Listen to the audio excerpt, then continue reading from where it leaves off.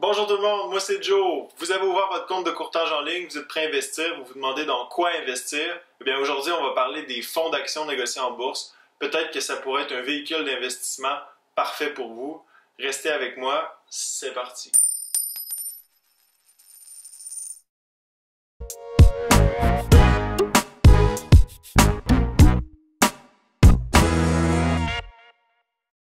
Les fonds négociés en bourse sont composés d'actifs qui suivent un indice sous-jacent. Lorsqu'on parle d'actifs, on parle d'obligations, de dettes de gouvernement ou d'entreprise, d'actions, donc des parts d'entreprise, de devises, le dollar canadien ou l'euro par exemple, ou de commodités, de marchandises comme le pétrole et l'or. Contrairement aux fonds communs de placement qui sont échangés à la fermeture des marchés une fois par jour, les fonds négociés en bourse s'échangent sur les marchés comme les actions. C'est donc dire qu'ils sont facilement achetables et facilement vendable. Étant donné que les fonds négociés en bourse contiennent plusieurs actifs sous-jacents, ça peut être une bonne option pour avoir un portefeuille diversifié.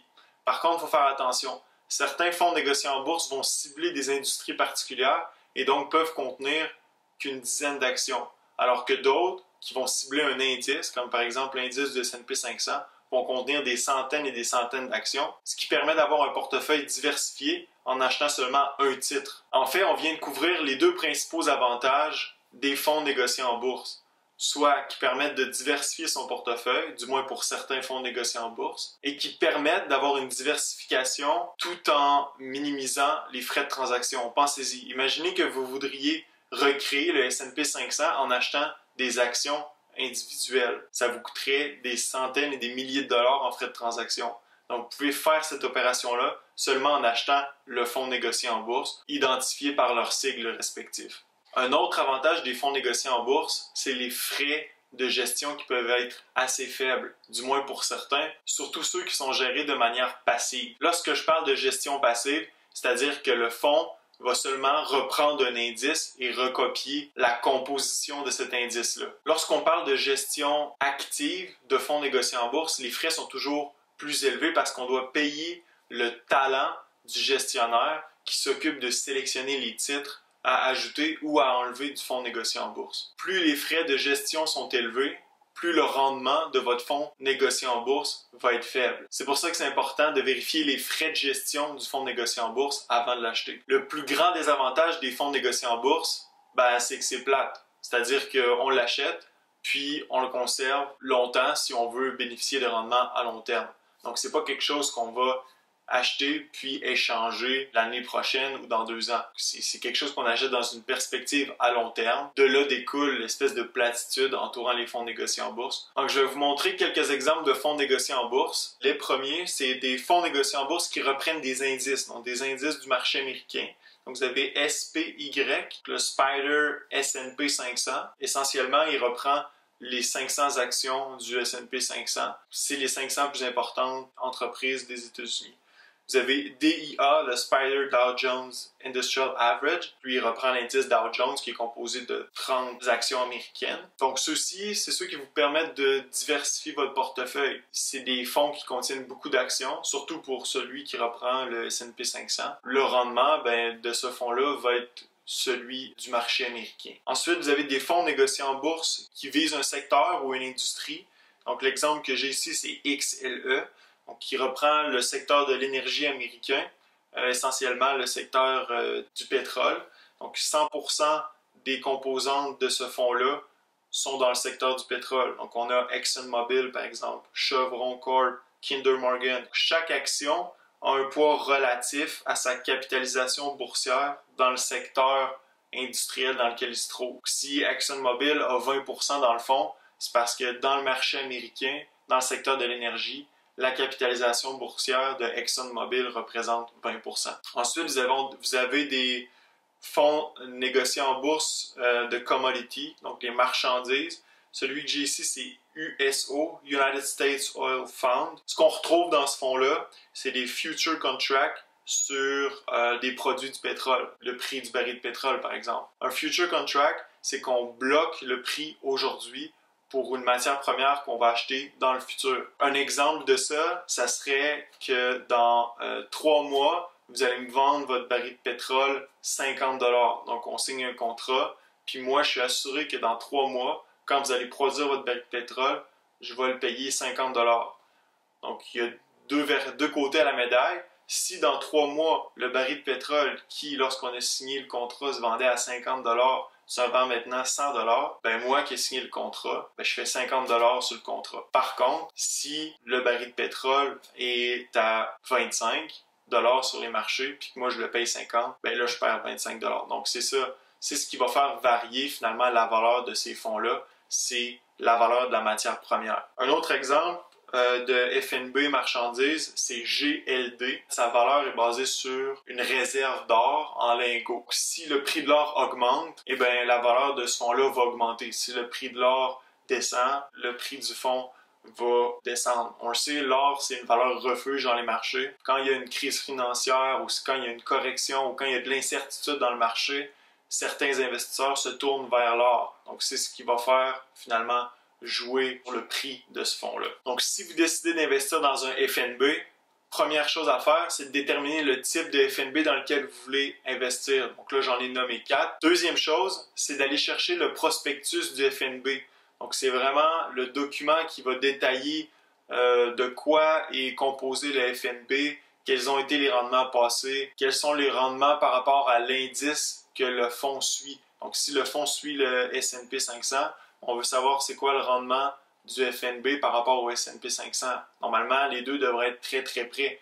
Puis vous avez aussi les risques associés, etc., etc. Ensuite, ce qu'il faut faire, c'est regarder les frais de gestion. Okay? Donc, il faut s'assurer que les frais de gestion sont faibles parce que plus les frais de gestion sont élevés, plus le rendement de votre FNB va être faible. Je vais prendre le fonds SPDR, SPY, S&P 500 pour vous montrer un peu à quoi peut ressembler les frais de gestion puis les rendements associés à un fonds négocié en bourse. Donc, si on regarde les frais de gestion, ils représentent 0,0945% de votre investissement. Okay? Donc, cette donnée-là, c'est par rapport à votre investissement, puis c'est sur une base annuelle. Donc, si vous investissez 10 000 dans ce fonds-là, qui est un fonds américain, donc c'est 10 000 US, vous allez payer 9,45 par année pour payer le gestionnaire du fonds, qui lui s'occupe de garder le ratio des diverses actions par rapport à leur importance dans le marché américain, vendre ou acheter des actions, s'il y a des entreprises qui finalement sortent du S&P 500 ou s'il y en a des nouvelles qui entrent. Lorsqu'on regarde le rendement, évidemment, une partie du rendement, c'est le dividende. Donc, le dividende, c'est une partie des profits des entreprises qui reviennent aux investisseurs, qui sont redistribués aux investisseurs, aux actionnaires. Si on veut comparer d'un FNB à un autre, le dividende, il faut prendre la valeur régie par la SEC, donc la Security and Exchange Commission aux États-Unis. Vous avez le 30 Days SEC Yield, qui est une mesure de rendement du taux d'intérêt ou dividende standardisé pour permettre la comparaison entre les divers fonds. Donc, essentiellement, c'est un taux qui est annualisé, qui est estimé, il est basé sur quoi? Des dividendes puis un prix du fonds égal au cours des 12 prochains mois. Ce que ça veut dire, c'est que ça peut varier dans les prochains mois ou dans les prochaines semaines. Donc, c'est un taux estimé sur lequel on se base pour déterminer quel va être le rendement du dividende sur ce fonds-là. Lorsqu'on parle de rendement, oui, il y a le dividende, mais il y a aussi le rendement du marché. Donc, dans le cas du S&P 500 SPDR, si on regarde, évidemment, le marché, bien, ça varie d'une année à l'autre. On peut avoir un rendement positif. Dans d'autres années, on peut avoir un rendement négatif. Mais à venir à aujourd'hui, le rendement est environ de 16%. Donc, si on additionne le dividende au rendement du marché, on serait autour de 17,5-18%. Autre chose à savoir, c'est que le 30 Days SEC Yield, c'est un rendement net. Les frais de gestion sont déduits du dividende. Lorsque vous voulez calculer le rendement total du FNB, il faut prendre le rendement de l'indice sous-jacent. Donc, si on prend, par exemple, le S&P 500, disons que cette année, le S&P fait 10%, on fait un chiffron, puis que le rendement du dividende est de 1,8%. Donc, on a 11,8% pour l'année. Donc, ça, c'est notre rendement, je vais dire, brut. À ça, il faut déduire l'inflation pour avoir un rendement net. Donc, si notre inflation est de 1,8%, on a un rendement de 10%. C'est un peu une façon assez rapide là, pour calculer le rendement d'un FNB. Autre chose que vous devez prendre note, c'est que si vous investissez dans un fonds en dollars américains, Ce qui peut jouer sur votre rendement, ben, c'est le taux de change. Si la valeur du dollar américain augmente après que vous ayez acheté le fonds, ben, tant mieux pour vous, parce que si vous décidez de vendre, puis ensuite de le reconvertir en dollars canadiens, ben, vous allez avoir plus d'argent. Par contre, si le dollar américain chute, eh bien là, ben, vous allez perdre de l'argent parce que lorsque vous allez reconvertir en dollars canadiens, eh bien, vous allez avoir perdu au change. Puis c'est la même chose si vous achetez le fonds en dollars canadiens. Il y a des solutions à ça, ce qu'on appelle un hedging ou une couverture pour contrer les variations des taux de change. Par contre, les frais de gestion sont plus élevés lorsqu'on a un hedging, puis c'est difficile de prédire la variation des taux de change. Donc c'est possible que le gestionnaire de fonds se trompe, qu'il y ait un décalage par rapport aux variations réelles. Dites-vous qu'à long terme, le taux de change canadien par rapport au dollar américain est assez stable. Si vous comptez garder votre fonds négocié en bourse pour 10, 15, 20, 30, 40 ans, la variation du taux de change a peu d'impact. Vous ne devriez pas vous inquiéter par rapport à ces variations-là, puis vous devriez simplement changer votre argent en américain, acheter le fonds ou directement l'acheter en dollars canadiens comme vous préférez. Alors, si vous êtes débutant, vous voulez faire votre premier achat, ben vous pourriez acheter un fonds négocié en bourse qui reprend l'indice américain du S&P 500. Vous l'achetez, vous le conservez 20, 30, 40 ans, puis à chaque fois que vous recevez les dividendes, donc à tous les trimestres, vous reprenez cet argent-là puis vous la réinvestissez dans votre fonds. Même chose si vous avez de l'argent de côté, à chaque mois, vous pourriez racheter le fonds, peu importe le prix, puis à long terme, vous allez voir, les gains peuvent être assez importants. Donc, je vais vous montrer un exemple. Quelqu'un qui aurait investi un montant de 10 000 $ dans ce fonds-là en 1993 aurait aujourd'hui plus de 110 000 $. C'est sur le long terme qu'on est gagnant. Donc, quand on investit dans un FNB comme ça, ben, c'est important d'être patient. De là, le désavantage que j'ai mentionné plus tôt, que c'est plate. Parce qu'en fait, il ne se passe pas grand-chose. On met l'argent puis on attend.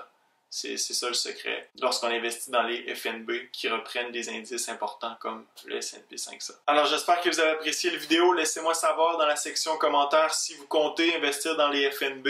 Puis n'oubliez pas de vous abonner à la chaîne puis de me donner un like si vous avez apprécié. Alors, on se dit à la prochaine.